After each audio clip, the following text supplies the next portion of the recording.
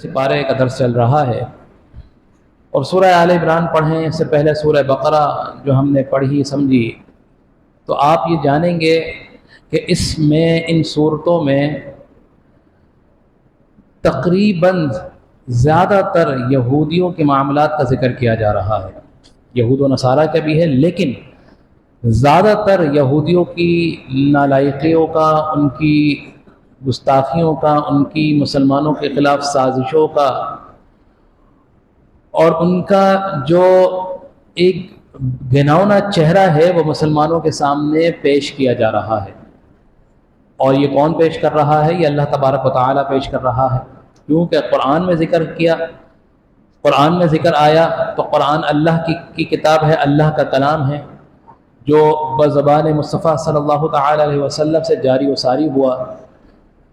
तो मकसद इसमें जितनी भी बातें हैं वो अल्लाह तबारक व तआला बयान फरमा रहा है। अल्हम्दुलिल्लाह। तो इन बातों के ज़रिए से यहूद व नसारा को, इस कलाम के ज़रिए से यहूद व नसारा की उन करतूतों को, उन ग़िलाज़तों को आश्कार किया जा रहा है। बताया जा रहा है कि यहूद कैसे थे, नसारा कैसे थे। तो अगर आप इनको पढ़ेंगे तो फिर आपको मालूम होगा कि यहूदी हों या नसारा हों, यानी नसारा से मुराद ईसाई हों, ये कितनी बारीक बारीक तरीके से मुसलमानों के ख़िलाफ़ साजिशें डालते हैं कि आप सोचने समझने से भी कासिर रहेंगे कि ये इतनी बारीक तरीके से साजिशें डालते हैं कि आप समझ नहीं पाएंगे कि ये आया कि उन्हीं की साजिश है। और आज भी कुरान को पढ़ने के बाद मैं ये बात दावे से कह सकता हूँ कि आज का जो मुसलमान जो पस्ती का शिकार है, सबसे पहला तो उसका जो सबब यह है कि मुसलमान अपनी इस्लामी तालीमात से पीछे हट गया है। अल्लाह तबारक व तआला से भरोसा उसका उठ गया है, यानी कि अल्लाह पर यकीन तवक्कुल नहीं रहा। उसके दिल में खौफ खुदा के सिवा तमाम दुनिया की लालचों का खौफ, तमाम दुनिया के ताकतवरों का खौफ उसके दिल में बैठ गया है। तो जिसकी वजह से मुसलमान अपनी तालीमात से पीछे हटा। जब तालीमात से पीछे हटा, अल्लाह तबारक व तआला के अहकामात की उसने हुक्म उज़ूली करना शुरू की। तो जब आप किसी की हुक्म उज़ूली करेंगे तो क्या आपको ये लगता है कि वो आपके साथ होगा? नहीं होगा। तो जैसे ही अल्लाह तबारक व तआला की नाफरमानियाँ करना की मुसलमानों ने, तो मुसलमान अल्लाह की रहमत से के हिसार से हटना शुरू हो गए। यही वजह है कि आज मुसलमान रुए ज़मीन में सबसे ज़्यादा होने की वजह से भी मुसलमान पस्ती का शिकार हैं। उन पर तरह तरह के जुल्म और सितम ढाए जा रहे हैं, तरह तरह के उनके साथ ज़्यादतियाँ की जा रही हैं। लेकिन वो ये नहीं समझ रहे कि ये ज़्यादतियाँ जो उनकी तरफ से की जा रही हैं, हो सकता है कि ये ज़्यादतियाँ हमारे अपने करतूतों की वजह से भी हों, कि हम अपनी अक़दार से पीछे हट गए। हमने इस्लामी तालीमात को, जो इस्लाम जो कुरान में अल्लाह तबारक व तआला मुसलमानों को हुक्म दे रहा है, हम उससे पीछे हट गए। तो जब कुरान को आप पढ़ेंगे, कुरान को समझेंगे, तो मालूम होगा कि इस्लाम मुसलमानों की असल तालीमात क्या थी और मुसलमान अपनी तालीमात से पीछे हट गए। तो यहूदी जो ये गैर मुस्लिम जो आज मुसलमानों पर काबिज़ हैं, वो क्यों काबिज़ हैं, उसकी आपको हकीकत भी पता चल जाएगी। कोई इतनी मुश्किल बात नहीं है। तो मैं ये दावे से कह सकता हूँ कि आज भी आप कहीं भी देख लें, जो मुसलमान हैं आपस में एक दूसरे पर यकीन नहीं करते।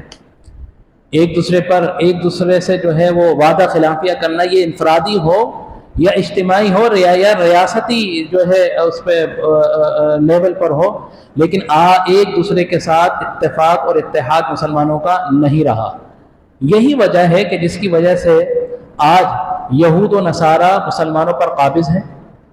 लेकिन ये दिलों के अंदर निफाक डालने वाला, आपस में दुश्मनियाँ पैदा करने वाला, ये बारीक तरीके से वारदात डालने वाले भी ये यहूदी और ये नसरानी ही हैं। अगर इसको आप समझें, ये यहूदी और नसरानी हैं। लेकिन चूँकि आज हम पढ़ते नहीं हैं, दीन से हम दूरी है, तालीम से हमें दूरी है, ना हम दुनियावी तौर पर जो है तालीम हासिल कर रहे हैं, ना दीनी तौर पर तालीम हासिल कर रहे हैं। कोई दुनियावी तौर पर तालीम हासिल करे, दीन इससे मना नहीं करता, आप ज़्यादा से ज़्यादा तालीम हासिल करें। लेकिन एक दुनियावी तौर पर तालीम हासिल करने वाला शख्स और वो शख्स जो दीन के साथ भी मुंसलिक हो, اگر وہ دونوں کا کمبینیشن بن جائے تو ایک بہترین شخص جو ہے، ایک بہترین انسان نکھر کر سامنے آتا ہے، نکل کر سامنے آتا ہے۔ تو دینی اور دنیاوی تعلیم کا مکسچر، آپ دین کی تعلیم بھی حاصل کریں، دنیا کی تعلیم بھی حاصل کریں، آپ اپنے اندر نکھار واضح طور پر محسوس کریں گے۔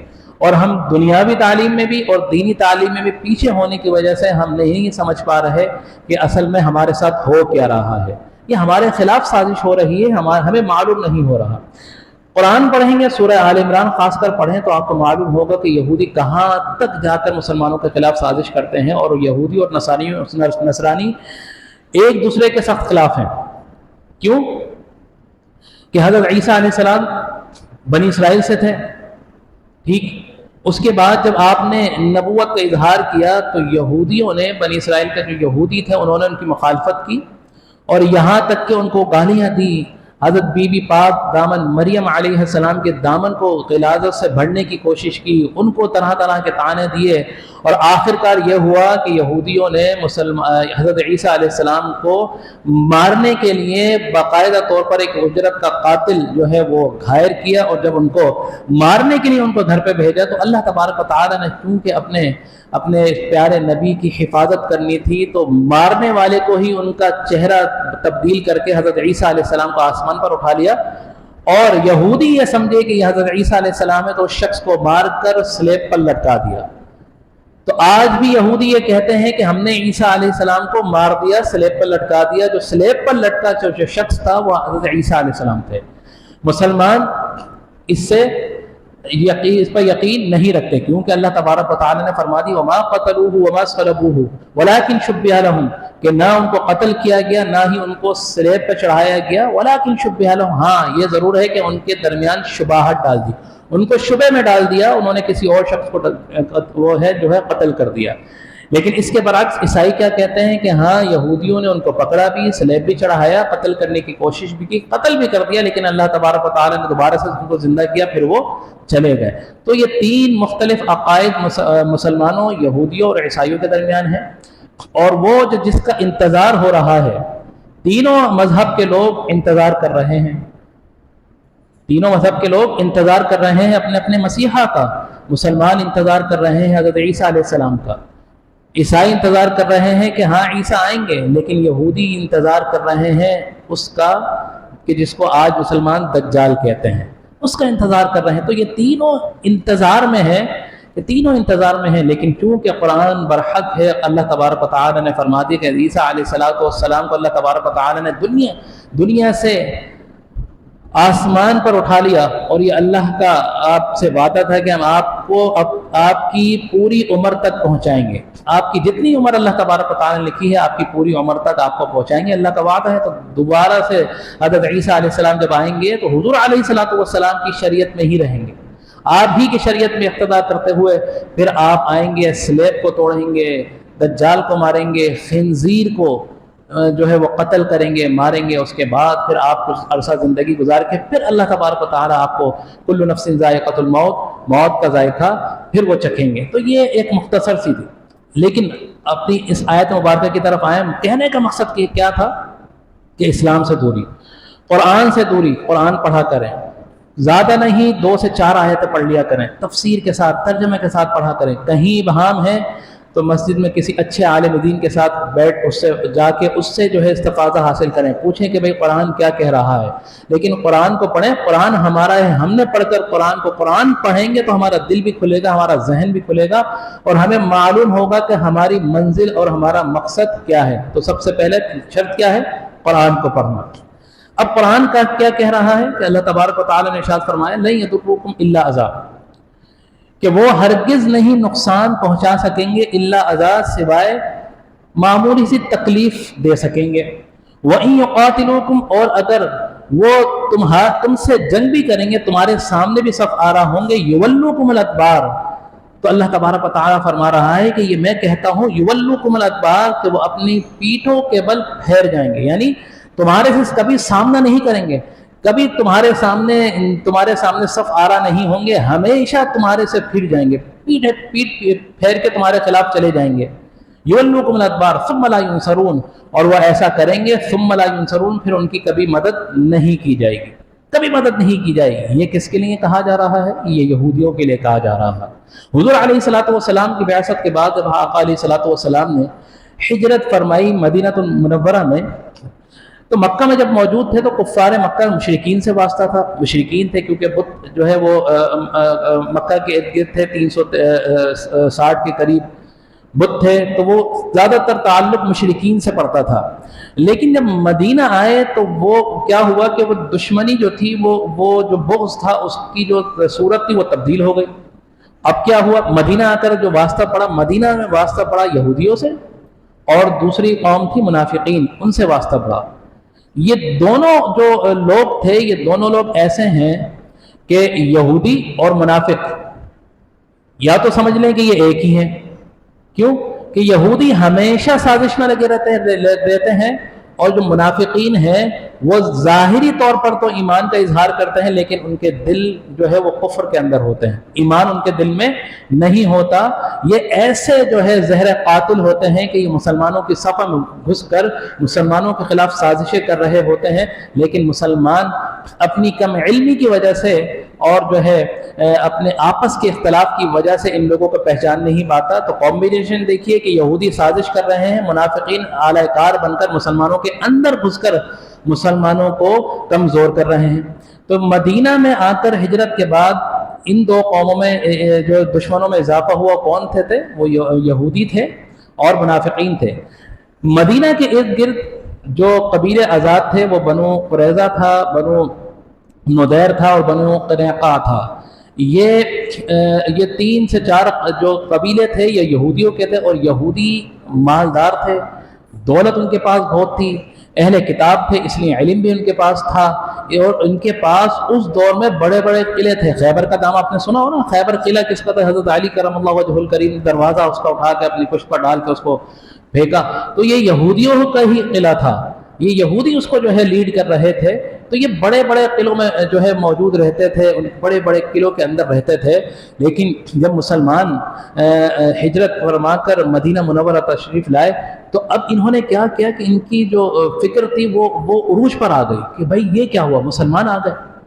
اب چونکہ اہل علم بھی تھے، حضور علیہ الصلوۃ والسلام کی بعثت سے پہلے یہ اپنے لوگوں میں تبلیغ بھی کیا کرتے تھے، آنے والے رسول کی صفات بھی بیان کرتے تھے۔ اب جیسے ہم یہاں بیٹھ کر یہاں بات ہوئی کہ جی حضرت عیسیٰ علیہ الصلوۃ والسلام دوبارہ جو ہے وہ اللہ تبارک و تعالیٰ ان کو زمین پر بھیجے گا، یہ ہم نے قرآن میں پڑھا، یہ حضور علیہ الصلوۃ والسلام نے پڑھا۔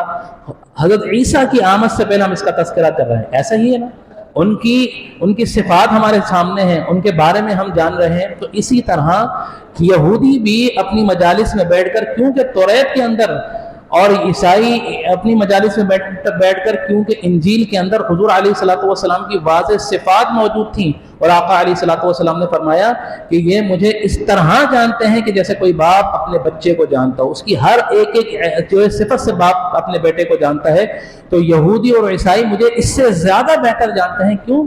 کہ ان کی کتابوں میں میری صفات موجود ہیں۔ یہ جانتے تھے کہ حضور علیہ الصلوۃ والسلام چلیں گے کیسے، حضور علیہ الصلوۃ والسلام مسکرائیں گے کیسے، آقا علیہ الصلوۃ والسلام دیکھیں گے کیسے، آقا علیہ الصلوۃ والسلام جب چلیں گے تو آپ کا سایہ نہیں ہوگا۔ یہ تمام کی تمام یہ ساری کی ساری صفات جانتے تھے، یہ ساری صفات جانتے تھے۔ لیکن کیا ہوا کہ بغض کی وجہ سے، حسد کی وجہ سے، کیوں کہ بنی اسماعیل میں نبوت جا رہی ہے بنی جو ہے اسحاق سے، تو کیوں جا رہی ہے؟ ہم تو شہنشاہ ہیں، ہماری امت تو فضیلت والی امت ہے، کیونکہ بنی اسرائیل کو اللہ تبارک و تعالیٰ نے فضیلت عطا فرمائی تھی، لیکن وہ اس زمانے کی تھی۔ لیکن اللہ تبارک و تعالیٰ نے پھر امت محمد صلی اللہ تعالی علیہ وسلم کو اس فضیلت کا تاج سر پر پہنا دیا، کنتم خیر امت اخرجت للناس، یہ کہہ کر، اور آقا کی امت کو جو فضیلت ملی، کیوں ملی؟ آقا علیہ الصلوۃ والسلام کی نسبت کی وجہ سے فضیلت ملی، اور پھر آپ کو یہ فضیلت بھی اس امت کو ملی کہ یہ تا قیامت تک اسی طرح فضیلت میں رہیں گے۔ لیکن کیوں رہیں گے؟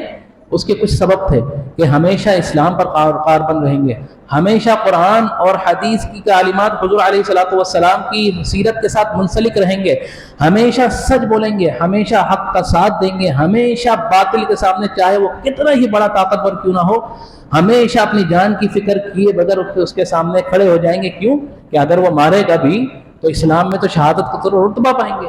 لیکن جیسے ہی مسلمان کمزور ہوا، مسلمان جو ہے وہ کیا کہنا چاہیے کہ کمزور ہونے کے ساتھ ساتھ اپنی جان کی فکر کرنے لگا، تو اس سے یہ تمام کی تمام چیزیں جو ہیں وہ لیں، اور آج یہی جو کنتم خیر امت، اس امت پہ خیر کا تاج پہنا کر بھیجا تھا، آج یہ امت کیوں جو ہے در در کے ٹھوکریں کھا رہی ہے؟ اس کی وجہ یہی ہے کہ دین سے دوری ہے، اسلام سے دوری ہے، قرآن سے دوری ہے۔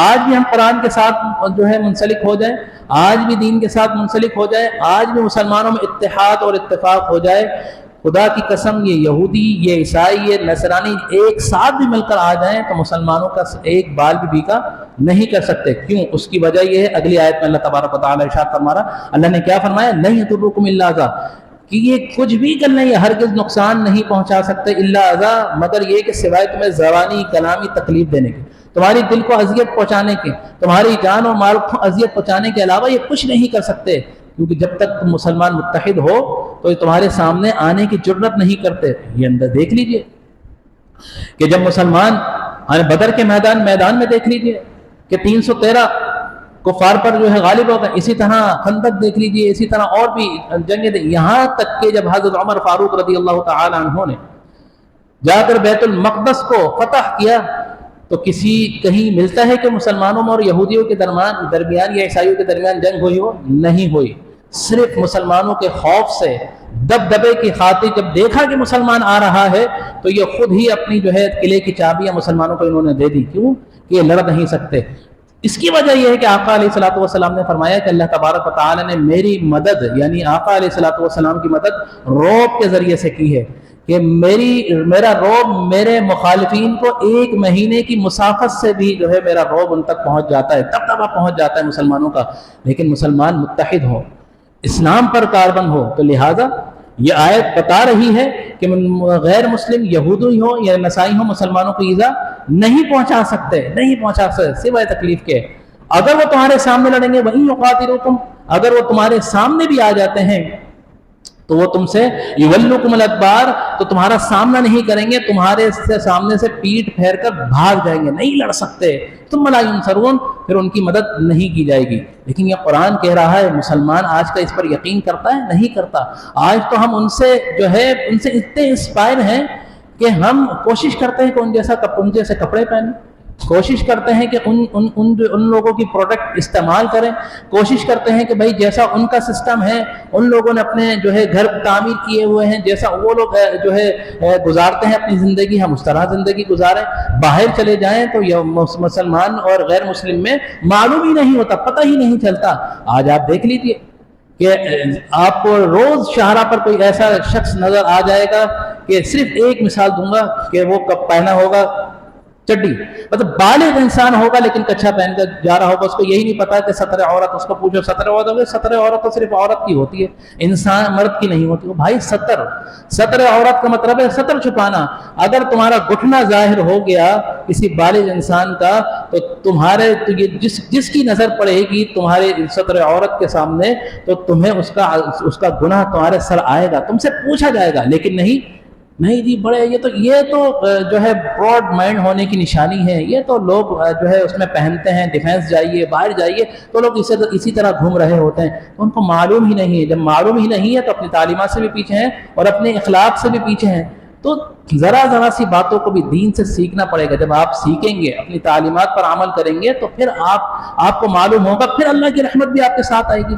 پھر ضربت علیہم الذلہ، اللہ تعالیٰ فرماتا ہے ضربت علیہم الذلہ، کہ ان پر ذلت مسلط کر دی گئی، اینما ثقفوا، جہاں کہیں بھی ہوں گے ان پر ذلت مسلط کر دی جائے گی، الا بحبل من اللہ، سوائے اس کے کہ وہ اللہ کی رسی کو مضبوطی سے تھام لے، یعنی یہودی ہوں یا نصرانی ہوں، ان پر ذلت جو ہے اللہ تبارک و تعالیٰ مسلط کر دے گا، ان کو ذلیل و خوار کر دے گا، اگر ان کا ایک ہی بچنے کا طریقہ ہے کہ وہ اللہ کی رسی کو مضبوطی سے تھام لیں، یعنی وہ دار ایمان میں، دار اسلام میں داخل ہو جائیں۔ یا پھر دوسری کیا ہے، الا بحبل من الناس وحبل من الناس، یا پھر لوگ ان کی مدد کریں، وباء بغضب من اللہ، वदरिबत अलैहिम मस्कना, और अल्लाह तबारक व तआला उन पर गज़ब मुसल्लत करने वाला है। वदरिबत अलैहिम मस्कना ज़ालिका बिअन्नहुम कानू यकफुरून, ये उसके सबब है कि वो लोग इनकार करते हैं, कुफ्र करते हैं बिआयातिल्लाह, अल्लाह की आयतों का, व यक़्तुलून अल-अंबिया, और अंबिया किराम को नाहक कत्ल किया करते थे। ज़ालिका बिमा असौ व कानू यअतदून, ये उनकी जो है नाफरमानियों का सबब है। अब इसमें कहा क्या गया कि वो अल्लाह तबारक व तआला उन पर मुसल्लत जो है कर देगा, ख्वारी को, जिल्लत को मुसल्लत कर देगा। लेकिन अगर वो दार इस्लाम में दाखिल हो जाए या फिर लोग उनकी मदद करें, दार इल्ला बिहब्ल मिनल्लाह, अगर इस्लाम में दाखिल हो गए तो अल्लाह तबारक व तआला उनको दोबारा से फजीलत दे देगा। नहीं तो वो साजिश है, अगर वो कभी कामयाब भी होंगे तो वो इस सूरत में कामयाब होंगे कि गैर मुस्लिम ताकतें उनके पीछे हों। गैर मुस्लिम ताकतें, आप देख लीजिए यहूदियों की हिस्ट्री उठा के देख लीजिए कि यहूदियों को ना ईसाइयों ने बर्दाश्त किया, किसी ने बर्दाश्त नहीं किया, उनको इतना जलील ख्वार किया, उनके मर्द हो, औरत हो या उनके बच्चे हो, उनको गुलाम बना लिया गया, उनको बांदी बना लिया गया, उनके रहने के लिए कोई जगह नहीं थी। हिटलर को देख लीजिए, हिटलर ने क्या किया था, यहूदियों का कत्ल आम किया था। ये मुसलमान ही थे। हज़रत उमर फारूक रज़ियल्लाहु ताला ने जब बैतुल मक़दस फतह किया तो ईसाई तो मना कर रहे थे कि यहूदियों को बैतुल मक़दस आने की इजाज़त ना दीजिए, लेकिन हज़रत उमर फारूक रज़ियल्लाहु ताला ने मना किया कि नहीं, इनको भी अमान है, अगर ये चाहें तो अपनी ज़ियारतों पर या अपने जो भी मजहबी मामलात हैं उनके लिए आ सकते हैं, मुसलमान इनको नहीं मारेगा। मुसलमानों तो इन्होंने तो इनको अमन दी, इनको रहने के लिए जाए पनाह दी, लेकिन इन्होंने क्या किया कि जैसे ही इनको मौका मिला और मुसलमानों के खिलाफ उन गैर मुस्लिम ताकतें, आज देख लीजिए इस्लाम कहीं यहूदी रियासत है, कहीं नहीं है, सिवाय जोर ज़बरदस्ती के साथ फ़लस्तीन को कब्जा कर कर इस्राएली रियासत बनाई गई। कितने यहूदी हैं? जब वो आए थे गालिबन कोई 50-60 हज़ार के करीब थे, उस वक्त मुसलमान लाखों की तादाद में थे। आज देख लीजिए, आज अगर उनकी तादाद देख लीजिए तो मुश्किल से 5 से 6 लाख होगी। मुसलमान 1.5 अरब है और आसपास सारी मुस्लिम रियासतें हैं, लेकिन मुस्लिम रियासतों के सीने पर बैठ कर फ़लस्तीनियों के साथ वो जो है जुल्म और सितम ढा रहा है, लेकिन मुसलमान कहाँ हैं? खामोश हैं। क्यों?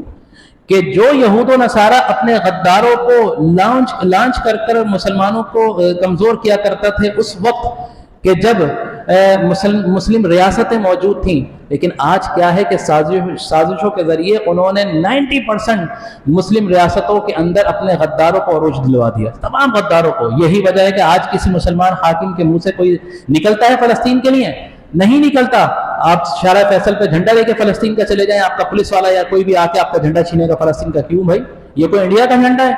आप इस्लामाबाद चले जाएं, कोई भी हो, किसी भी मकतब फिक्र से हो, अगर वो झंडा ले जाएगा, ना उनकी कवरेज की जाएगी, ना उनको जो है प्रोटेक्शन दी जाएगी, उनके खिलाफ जो है उनके लाठी चार्ज किया जाएगा, उनको मारा जाएगा, नहीं किया जा सकता। उसकी वजह यह है कि जो गद्दारी वो पीठ पीछे बिठाकर लोगों को लॉन्च करके उनको खरीद के क्या करते थे, आज इन लोगों ने अपने पेरोल के लोगों को लाकर इन ममालिक का सरबराहन बना दिया है, इन ममालिक का सरबराह बना दिया है। तो जिसका दाना खाएंगे, खाएंगे उसी का गाएंगे, उसी के लिए उसी की हिमायत करेंगे। तो यही वजह है कि अगर यूरोपीय यूनियन, अगर अमेरिका इसराइल की पुष्पनाही से हट जाए तो यकीन कीजिए एक दिन भी इसराइल अपने पैरों पर कायम नहीं रह सकता, एक दिन भी कायम नहीं रह सकता। ये अमरीकी रियासत और ये यूरोपीय यूनियन, जो ईसाई और यहूदी आपस में मुसलमानों के खिलाफ मुत्तहिद हो गए मुसलमानों को ख़त्म करने के लिए, और ये उस वक्त तक रहेंगे कि जब तक आपके ईमान को आपके दिल से ना निकाल दें, उस वक्त तक रहेंगे। यानी कि तीसरा दुश्मन को देख के दो दुश्मन आपस में इत्तेहाद कर लिया और मुसलमान आपस में इख्तिलाफ की वजह से कमजोरी का, पस्ती का शिकार हैं। तो इसमें वाज़े तौर पर किया जा रहा है कि इनकी बचत कब है? इल्ला बिहब्लिम मिनल्लाह। अगर ये अल्लाह की रस्सी को दामन थाम लेंगे, यानी कि ईमान से अपने दिल को आरास्ता कर लेंगे, तो अल्लाह तबारक व तआला उनकी मदद करेगा।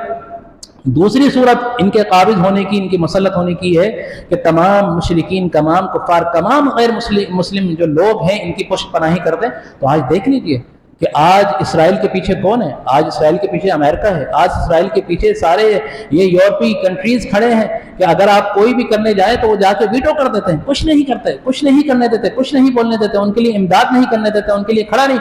आपके मुल्क के अंदर तो वो प्रोटेस्ट तक नहीं करने देते کہ آپ مسلم ملک ہیں اور اپنے اسلامی برادر بھائی ممالک کے لیے، اپنے مسلمان بھائیوں کے لیے آپ عالم جو ہے وہ تو حق تو بلند کریں، وہ تک نہیں کرنے دیتے۔